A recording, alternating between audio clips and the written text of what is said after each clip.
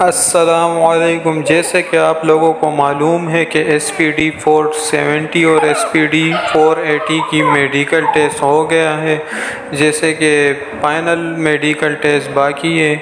تو اس سے پہلے ایک لیٹر آیا ہوا ہے جس لیٹر پہ لکھا ہوا ہے کہ آپ اپنے میٹرک سرٹیفکیٹ کے ویریفیکیشن کروا لیں میٹرک بورڈ سے۔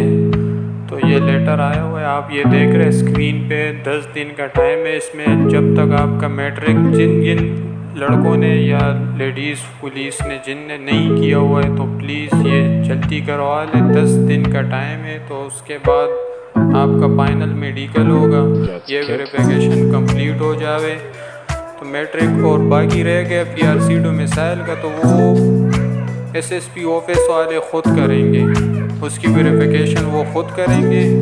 میسیج آیا ہوا ہے گروپ میں کہ اس کی ویریفیکیشن وہ خود کریں گے، اور آپ لوگوں کو فائل۔ اور 1150 روپے فیس ہے اس کا، بینک چالان ہے، جو بینک میں چالان جمع کر کے اس کے بعد آپ کا جو ہے نا میٹرک سرٹیفکیٹ، اگر کسی کے پاس میٹرک سرٹیفکیٹ ہے تو وہ میٹرک سرٹیفکیٹ لے کے جائے، اگر مارک شیٹ ہے تو مارک شیٹ لے کے جائے، اگر دونوں ہے تو دونوں ساتھ لے جائے وہاں پہ میٹرک بورڈ آفس پہ۔